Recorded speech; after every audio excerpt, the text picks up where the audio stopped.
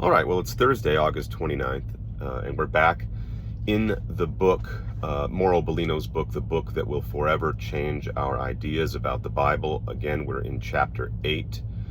This is part 2 of chapter 8, which in the series overall, if you were looking at it on YouTube, clicking on it, it's actually part 10, 10.2, because this is going to be 3 parts, at least, for chapter 8. And in case you missed it, we did part 1 last night. This chapter covers, I thought last night that it covered 3. It actually covers 4 of the prophets. So last night we covered Ezekiel. So if you missed that, go back. If you missed that when it popped up in your feed last night, go back and watch that. It's over 30 minutes, longer than normal video. Because the Enoch section is so short, I'm going to cover Elijah, both Elijah and Enoch, in this video. And then we'll close the 8th chapter by covering Zechariah. What sets Enoch and Elijah apart, of course, is that, for our purposes, is that they constitute, they both constitute raptures, so to speak, being suddenly carried away in the body. And in modern terms, we could describe that perhaps as an alien abduction, so to speak, right? So what Mauro Bellino does in his book, as you can see if you've been following the series, is he gradually works his way up from general descriptions of the angels, or as he has established the angels were the Elohim, which were the gods, or the Anunnaki. A general description of them, giving very, showing that the Bible describes them in very concrete human-like ways, where they travel, they walk long distances, they get tired, they get dirty, they have to wash, they get famished, they have to eat, they eat human food. We move on to things like then Moses on the mount, where he hears loud sounds, he sees flashes, he sees, things of that nature, but what he's experiencing is shrouded in darkness. Well, we come finally to Elijah, like we did last night, and we then come to a third type of biblical experience or biblical scene where the prophet actually sees has very direct access by sight to what appears to be a spacecraft. He describes it in very precise, as precise as you can describe something for someone who lived at that time. He gives us clues as to the nature of the engineering, the aerodynamics, the movement. And if you strip away the sort of the mythological details of the description, or the more esoteric elements of his description, you have what is very much a modern contrivance, very similar to witness testimony, modern day witness testimony of UFO sightings. So now we're in Elijah, and I forgot to mention last night, Ezekiel's name means El is strong. Elijah, or Eliyahu, means El, my Yahweh, or my God is Yahweh. He is one of the most, if not the most, famous prophet of the Old Testament, born in Gilead, and carried out his mission as a prophet of Yahweh during, in the 9th century BCE, during the reign of King Ahab of the northern kingdom of Israel. He's very famous for his standoff with the priests or prophets of Baal on Mount Carmel, where he kills 450 of Baal's prophets. He's famous for a few other things, including the proliferation of oil and flour, the resurrection of the son of the widow near Sidon, an instance where Yahweh comes down, descends with fire and lights the pyre of wood for Elijah. The same fire also is claimed by the prophet, also comes down from the sky to incinerate 2 missions of 50 soldiers sent against him by King Ahaz. And then finally, while in a cave on Mount Horeb, the mount where God used to dwell during the Exodus from Egypt, he stands at the arrival of Yahweh, which we can surmise to be an actual landing of this spacecraft, as we saw in more engineering detail terms when we covered the vision of Ezekiel last night. What we're most interested in, of course, is the finality of Elijah's career as prophet, at least on earth, where he gets raptured up. As we'll see in a moment, rapture may not be the most apt term to describe what happens, because this is really a set, it's like an appointment, basically. It's set in advance, and Elijah knows it's going to happen, and he knows the rendezvous point. He knows where to go and when, and that he's going to be caught up at this meeting, as the text indicates. So we're talking here about chapter 2 of the second book of Kings, which may not be the second book of Kings. I don't believe it's the second book of Kings in the Septuagint. That would correspond to a different book, perhaps 2 Samuel. I believe that's how it works. And then 1st and 2nd Kings in the Protestant Old Testament would be 3rd and 4th Kings, or 3rd and 4th Kingdoms in the Septuagint.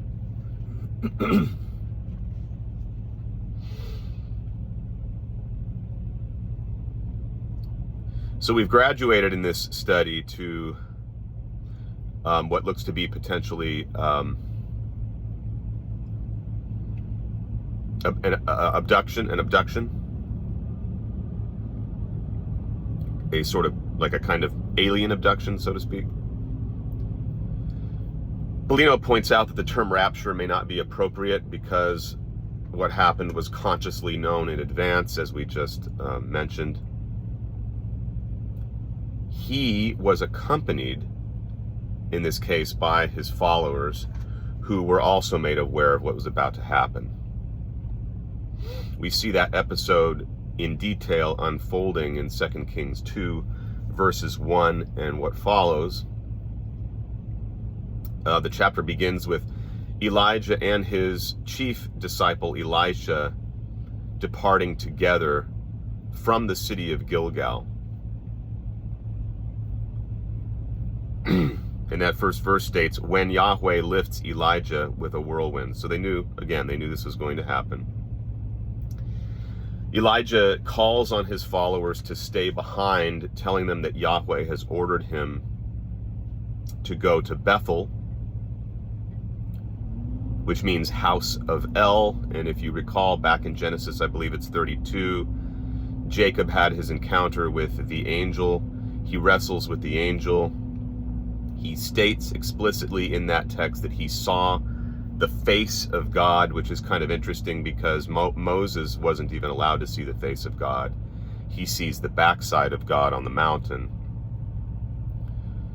And then we're told in the New Testament that no one has seen the Father except the Son, and that the only sense in which the disciples have seen the Father is through his image, the Logos, Jesus. I want to stop and digress on that point for a moment, because if everything that we are doing in this study is seeing in this study is true, and that Yahweh is simply a son of the Most High El, who gets conflated with El as the text develops, and we're going to see that in more detail. We've discussed that a couple of times in the past, a few times, but we're going to get into more detail on that as this series proceeds. If that is the case, Yahweh is not the father of Jesus. And so Jesus may actually be contrasting his father with that of Yahweh, in the sense that Jacob is claiming to have seen God face to face, when in actuality he was simply seeing the face of Yahweh, who was an angel or a God, the Son of the Most High. Jesus contrasts his father with Yahweh, saying his father is the true God, and no one has ever seen him. So whereas an Orthodox Christian might say, well, what the New Testament means by the Father has never been seen is that God has never really been seen in his essence, because you can't see the Father, he's invisible. Whereas Yahweh, again, in the standard view, Christian view, Yahweh, or the angel of the Lord, is actually a theophany of the Logos, the image of the Father. But if everything we've been seeing is true, then that would not be the case. Jesus would actually be contrasting his Father with Yahweh in this sense. Yahweh not being an icon onto or a portal through which one sees the Father, but rather the Son of the Most High, who ends up becoming an imposter, an archon, or an evil demon.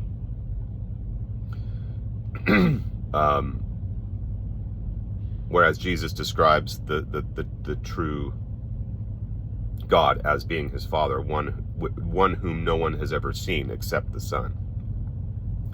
Okay, so with that digression out of the way, Elisha refuses to obey his master Elijah. And so he continues on the journey with Elijah. Together they find other disciples that state they are aware of the fact that Elijah is about to be taken by Yahweh. So again, we see a new group of disciples who are also aware of this. And this is in 2 Kings 2:3.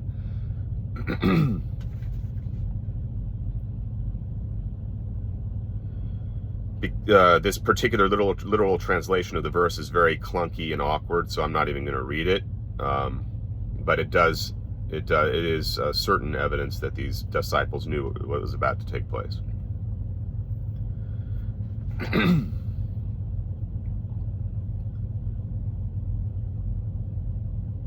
So Elijah and Elisha move on from Bethel, the house of God,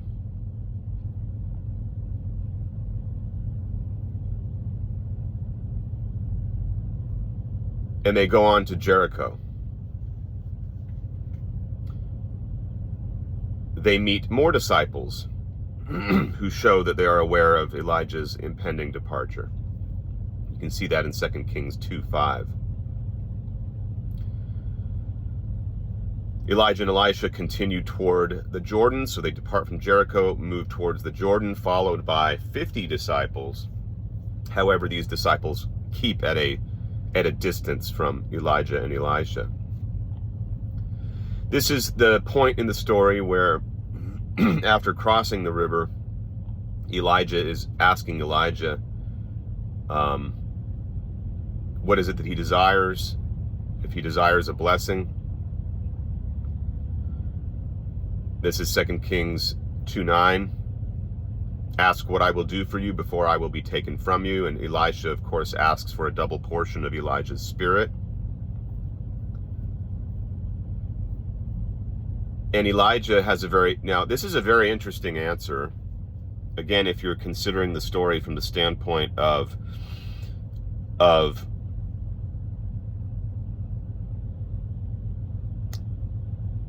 UFO appearance and an alien abduction, so to speak, Elijah answers that it will be possible for Elisha to receive a double portion of Elijah's spirit only if he's able to see it while he is being taken away. Now, Bellino does not hazard any speculation about that. He just moves on with his study, but I find that very interesting. What could that mean in the context of a UFO? Are we talking about the imparting of some sort of energy or power by the God through his vehicle to Elisha? Why is it necessary that in order for Elisha to receive this double portion of Elijah's spirit, he has to be able to see him as he departs? Verse 11 continues, it tells of the arrival, finally, of the celestial chariot, which is about to come and take Elijah. It says, here is the chariot of fire and horses of fire that divided the two of them, which is very interesting, because as you may recall, if you watched last night's video on Elijah, I mentioned that the Native American Indians used the closest point of reference that they had to describe these very advanced technological phenomena, and they called them horses of steel, which is very similar to what we see here in the Old Testament, where the vehicle that is coming to take Elijah is called a chariot of horses, or horses of fire. We see Elijah, and Elijah went up to the sky in or with the whirl, or whirlwind. Again, that's the literal translation of the text.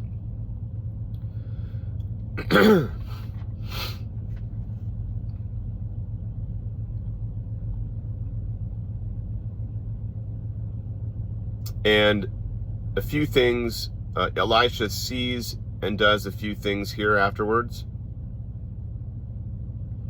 It says that Elisha was watching and no longer saw him. That he, Elisha, grabbed his clothes and tore them in two, 2 Kings 2:12. He then picks up the mantle that fell from Elijah. He got back and he stopped at the Jordan. So the disciples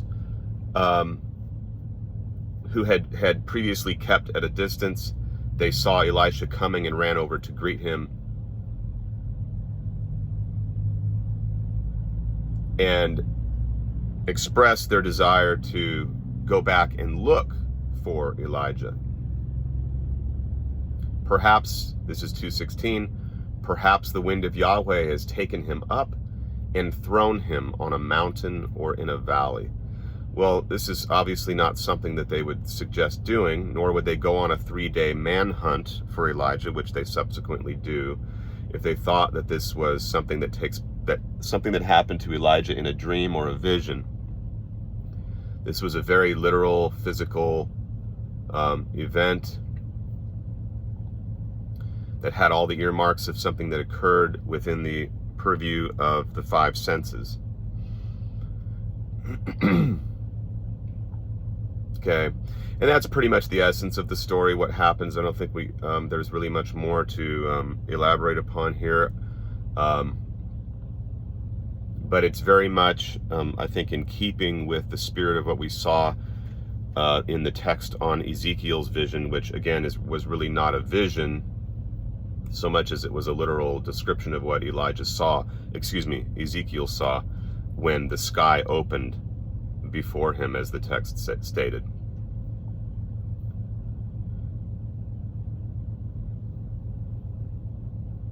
So as we just said, Bellino summarizes this section on Elijah by saying, one does not search for 3 days, laboring over hills and dales to search for someone who has been kidnapped in a vision or in a dream.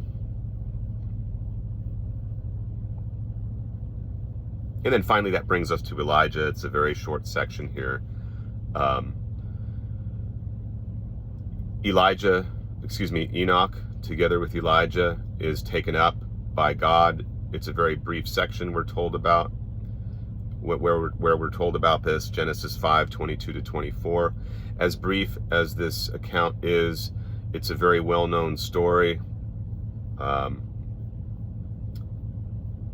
It is accounted for in it's a very commonly known story that is brought out in Sirach 44:16 of the Septuagint, and it appears again in the Epistle to the Hebrews in chapter 11, verse 5. We see in Genesis 5:22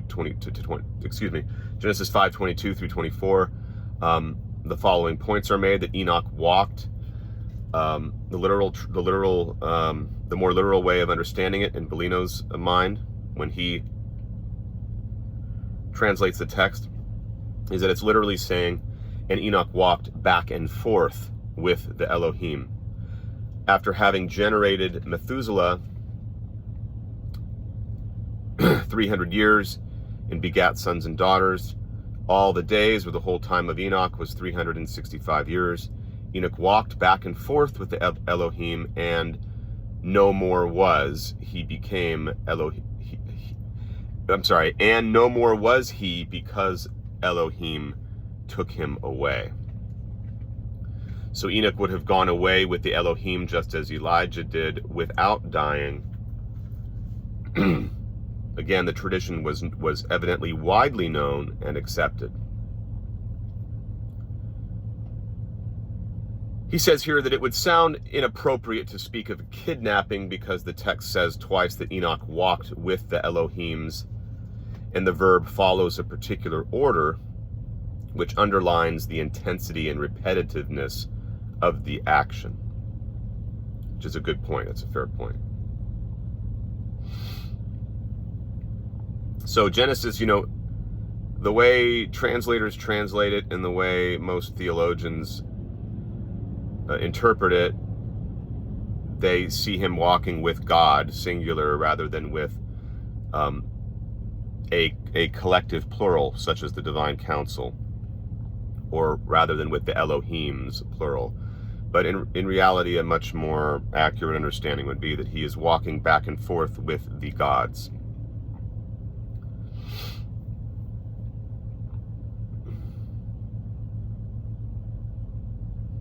So Enoch ascends into the sky to a home where he meets God's glory, or kavod. He is taken to various places, including even underground.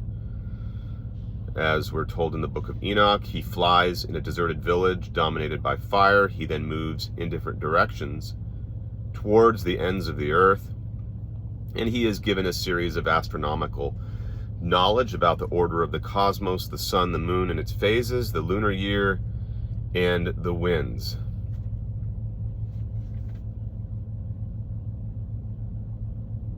And that pretty much ends it for that section on Enoch.